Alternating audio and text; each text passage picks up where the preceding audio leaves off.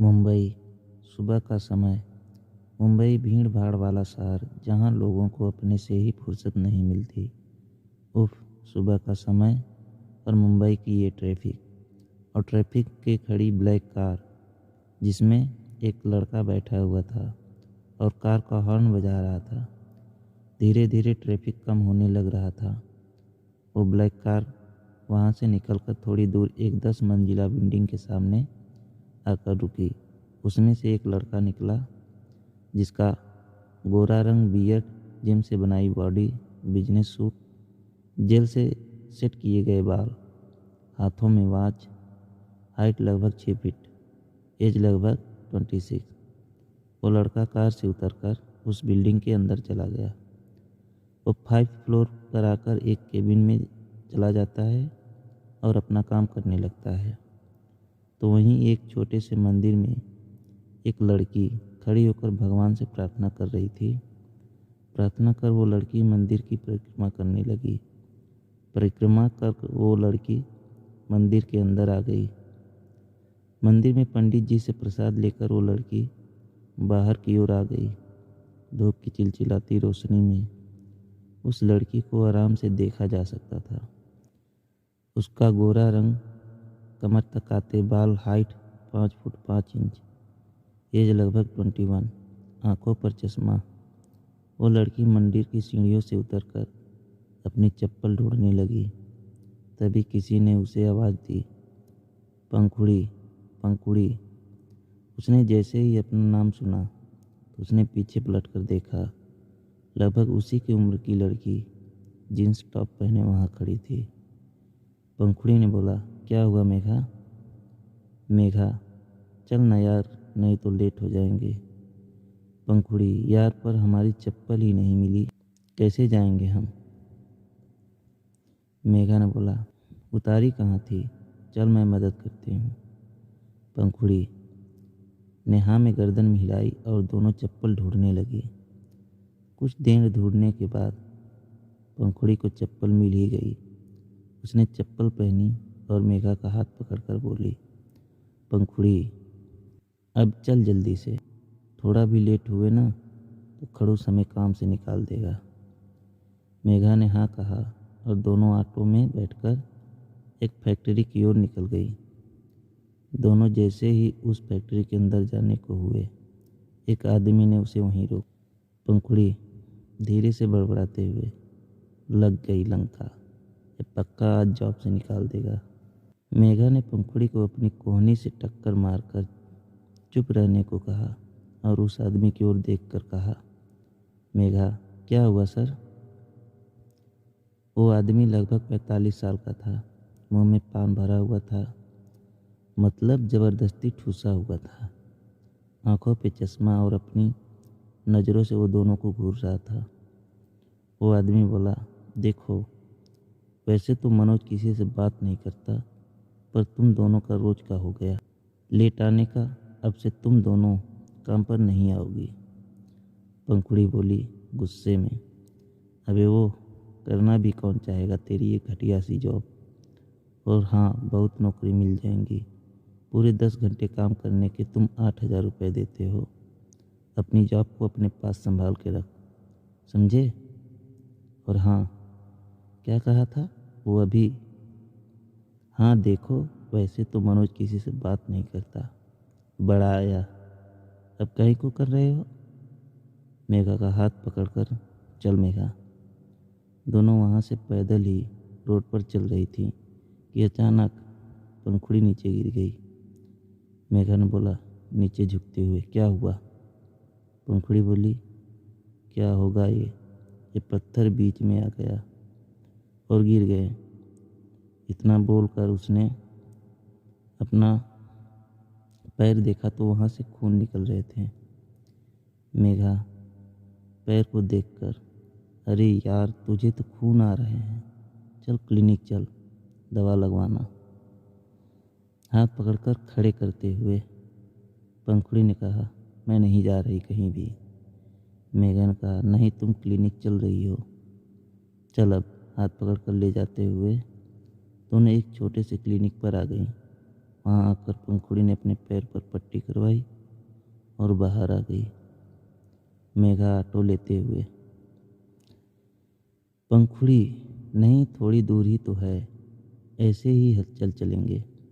दोनों एक साथ रोड पर चल रही थी कि एक ब्लैक कलर की कार वहाँ से जोर से निकली। रोड पर कीचड़ होने की वजह से सारा कीचड़ पंखुड़ी के ऊपर आ गया। पंखुड़ी ने बोला, एक बार खुद को देखा और गाड़ी की ओर हाथ करते हुए, अबे वो अंधा है क्या, दिखाई नहीं देता, अपने बाप की रोड समझिए क्या। इतना बोलकर पंखुड़ी ने अपने हाथ से अपने कपड़े साफ किए और खुद से ही बड़बड़ाने लगी।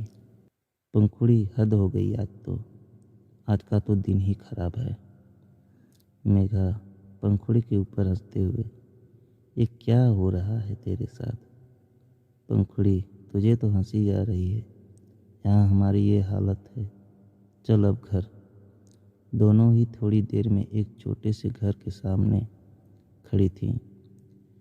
मेघा, लो आ गया तुम्हारा घर, जाओ तुम भी, मैं भी जा रही हूँ। इतना बोलकर मेघा वहाँ से चली गई और पंखुड़ी भी उस छोटे से घर के दरवाजे को खटखटाने लगी। घर का दरवाज़ा एक लड़की ने खोला जो पंखुड़ी से बड़ी थी। वो लड़की पंखुड़ी को वहाँ देखकर बोली, तुम इतनी जल्दी क्यों आ गई, तुम तो लेट आती हो ना। पंखुड़ी, क्या बताएं तुम्हें दीदी, वो हमारा बॉस है ना, हमको काम से निकाल दिया। किचन में खड़ी एक औरत ने कहा, क्या बोल रही है रे तू, काम छोड़ आई। तुझे पता है ना घर का खर्चा कैसे चलेगा, तेरे पापा की दवाइयों का खर्चा कहाँ से लाएंगे। पंखुड़ी, हमने नहीं छोड़ा, उसने निकाल दिया, हम कल से कोई और जॉब ढूंढ लेंगे। इतना बोलते हुए पंखुड़ी ने हाथ मुंह धोया और टॉवल से चेहरा साफ कर अपने बालों को जूड़ा बनाते हुए किचन में आ गई। पंखुड़ी ने किचन में देखा तो किसी भी बर्तन में खाना नहीं था। शांति जी को आवाज़ लगाकर, माँ खाने को कुछ नहीं है। शांति जी ने, हाय कैसी लड़की है, यहाँ हम सोच रहे हैं कि खर्चा कैसे चलेगा और यह है कि ये खाने की पड़ी है। मुंह बनाते हुए वहाँ से चली गई। पंखुड़ी ने रसोई की साफ की और अपने कमरे में आ गई तो वहीं वो ब्लैक कलर की कार आकर एक बड़े से बंगले के सामने रुकती है। तो वो लड़का कार पार्किंग कर उस घर के अंदर चला जाता है। उस घर में सोफे पर एक बुजुर्ग महिला बैठी हुई थी। बुजुर्ग महिला का नाम राधा था। लड़की की ओर देखकर, आदित्य आ गया तुम, लेकिन आज इतनी जल्दी कैसे आ गया। आदित्य, दादी वो आज काम ज़्यादा नहीं तो सोचा थोड़ा जल्दी चलूं। राधा जी, ये तो तुमने अच्छा किया, जा पीहू से मिल ले, कब से तेरा इंतज़ार कर रही है। और हाँ बेटा, उसके साथ टाइम भी बिताया कर, उसे अच्छा लगेगा। आदित्य, जी दादी, मैं मिलकर आता हूँ। आदित्य एक रूम में आ गया जहाँ एक छोटी सी बच्ची सो रही थी।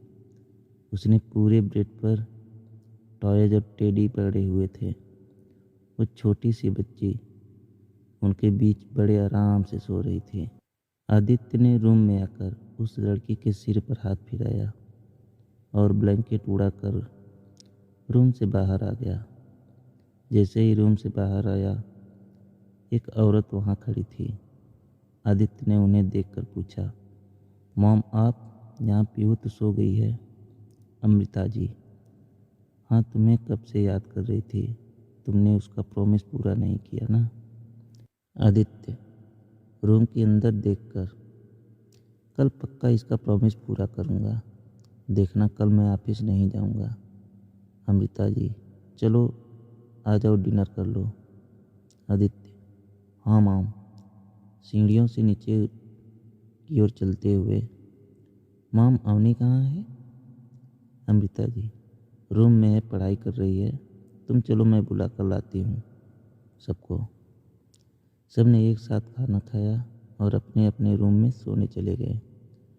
तो वहीं पंखुड़ी अभी किचन में खाना बना रही थी और बाहर हॉल में सब लोग बैठे खाना खा रहे थे। पंखुड़ी ने सबको खाना खिलाया और खुद भी खाकर अपने कमरे में आ गई और बेड पर बैठे जॉब के बारे में सोचने लगी। सोचते हुए उसे कब नींद आई पता ही नहीं चला। आशा करते हैं दोस्तों ये हमारी कहानी आपको पसंद आई होगी। और दोस्तों में लाइक, कमेंट और चैनल को सब्सक्राइब करना ना भूलना। मिलते हैं अगले नेक्स्ट एपिसोड में।